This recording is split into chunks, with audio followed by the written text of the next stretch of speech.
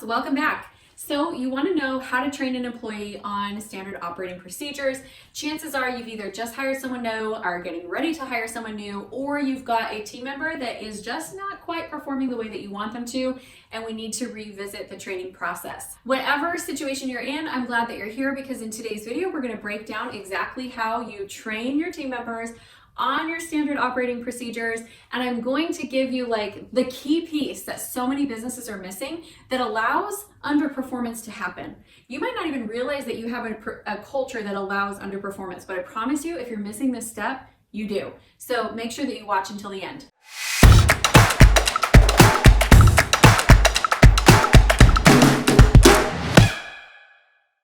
I'm Amy Walker, and I absolutely love working with small businesses and working with their teams.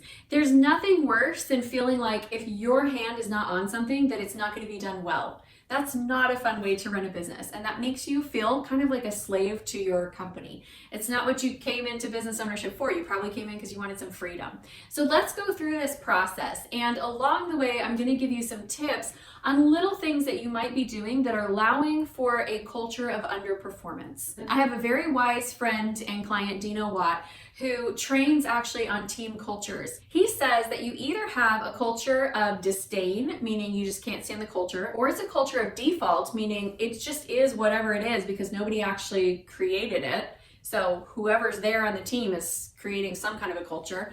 Or you have a culture by design where you have been intentional at setting up the values, the standards, and the expectations. That's what we're going for as we walk through this process. When I talk about standard operating procedures, I don't actually love the big book of SOPs method. So if you're curious how I write my standard operating procedures, we actually have done a video on that, and I'll post the link here in the cards so you can go and watch that. I like to build a working process. So I'll create like a step-by-step of how I want people to move through the process, and then I'll create an assets folder that goes along with it that has all of the resources, the documentation that goes with that process, and I even hyperlink them together. Before we jump into it, I want to share with you why I know that we have to do a better job with this.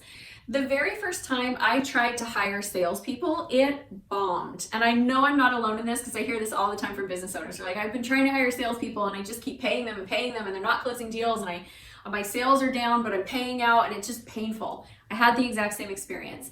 And I had to go through and look at it, and I was like, I can't figure out why they can't close. The minute I get on the phone, I can close, but I'm putting them on the phone and they cannot close. What is going on here? And what I realized was I had built I had built a process that only worked for me. In order to be able to close for me, you literally had to have my brain and my processes, and you had to be able to talk to the client, hear what the problem was, assess it, and map out all the business strategy that we're going to do. Problem was, my salespeople were not business coaches. They were salespeople. So I had to actually revamp that when I started training them. I had written out the process exactly the way I was going to do it. And when I started putting them through it, I realized it had to change. Be flexible on that and be honest. Like, there are certain things that only work for you the way that they work for you because you're the business owner. Now, if you've been following the channel, you may have heard me talk about this before, but it's so relevant. We need to talk about the way that we go from incompetence to competence. So it's a 4-part process. The first thing is that we are unconsciously incompetent. So you might have a new team member that they're totally taking you off because they're just not doing something, but it's not even on their radar. They don't even know. Like, maybe you want them to change the toilet paper in the bathroom, but nobody's ever specifically said change the toilet paper. And so every time you go in the bathroom, you're like, oh, why is there no toilet paper? And then you're changing it and you're getting more and more angry. Well, they're completely unconsciously incompetent. They're not doing it, but they don't even know. It's not even on their radar. The second level is consciously incompetent. So this is when you go to them and you say, hey, I noticed that you haven't been changing the toilet paper and that needs to be done every day. And then they're like, oh yeah, I haven't been doing that. I didn't realize. Now they're aware of it, okay? Then the next phase that they go to is they go to consciously competent. This is where they're like, oh, I'm going to write down a note, and every day at the end of the day, I'm going to go change the toilet paper, or every day at the beginning of the day. And then they go to unconsciously competent, where they don't even have to think about it. It's just part of the routine. The challenge and the place that I really want you to watch for is consciously incompetent. that kills culture and productivity and performance. If they know they're not doing what they're supposed to be doing, but they just continue to underperform, those are the ones that I truly believe don't have a spot on your team. Like, they're not there to win. They're not there to help you be the best company that you can be. And it's probably time to like move them out and replace them with somebody who wants to be good at their job. There's a difference there as well. Notice some people want the job, but they don't care to be good at the job. And then there are other people who want to be good at the job. Wouldn't it be awesome if everyone on your team actually wanted and was striving to be great at their job? It's so much more fun to show up for work each day. So now that we're into training and we understand the growth progression, I want you to train in sprints rather than marathons. Doing like a full day training, they're not going to remember what they were taught, because the way that we learn best is we learn by tell me how to do it, then show me how to do it, then do it with me, then watch me do it and give me feedback on it. So that's the way that I structure my trainings. Now, when you have a new person that's onboarding and they have a lot of things that they need to learn and you like want them to get up to speed as quickly as possible, I like to create something that I call a scale up plan, where I go through and I do this per position, and I'll go through at week 1, what should they have mastered? At week 2, what should they have mastered? At week 3, what should they have mastered? And 4 and 5 and 6, until the point where they are consciously competent in everything that I'm asking them to do. It might take a while before they become unconsciously competent, but we can get to consciously competent. So that process allows me to be able to have them master a few standard operating procedures at a time without bombarding them with everything at once. So years ago, I had a client he had basically taken over the family insurance agency, and his employees were like his uncle and his cousin and some cousin's wife. I mean, it was a family-owned business, and they had operated for a long time without standard operating procedures and without standards. We're going to talk about standards a little bit more in a second, and they were underperforming. It wasn't that it was a bad performance, it was that it was a very stagnant performance, and he knew that they had more potential for growth, but they just weren't like growing with him. And when we went to implement these standard operating procedures and the standards, he was very concerned that like he was gonna have to fire all of his family and not be allowed to go to Thanksgiving. Like, what if nobody does them? Then what am I gonna do? And I was like, just follow the process.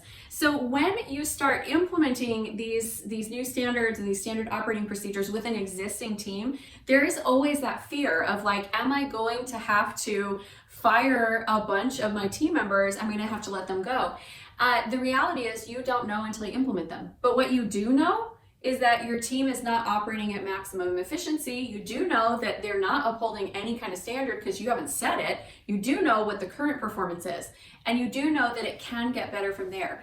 So when he implemented these standards, the reporting, and also consequences for falling below the standards, guess what happened? Everybody started hitting their marks. Even the one that he was really, really nervous was not going to step up, that he was going to have to fire. They all started hitting their benchmarks, and the company's new business growth increased significantly. This has been several years back, so I'm trying to remember. I think they had 10% overall growth that year, but new business was like a 40% growth of new accounts. So they were really happy with those results, and good news, they didn't have to fire a bunch of people. That is not the case for everyone. Sometimes there are people that when you start to do this process of getting your SOPs in place and your standards and your accountability, they literally won't budge. They do not want to go where you want them to go.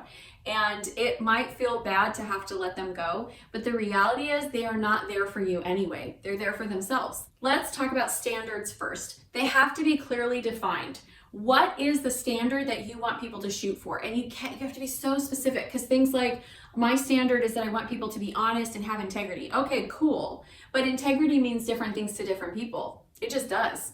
Honesty, unfortunately, means different things to different people. Then you're going to actually check in and see how things are doing. I recommend doing things like quarterly performance reviews. All right, last thing we have got to talk about is consequence. There has to be consequence or you have no standard. Implant that in your mind. If you have no consequence, then you have no standard. There's no reason why people would need to do it. So if you are wanting to get your team performing at a higher level, this is the process. Create the standard operating procedures, train on them, implement standards, implement checks, have consequences. It's a pretty simple system, but it's so important that you have it. Now you know how to train employees on your standard operating procedures. The next video that I want you to go watch is how to fire an employee gracefully.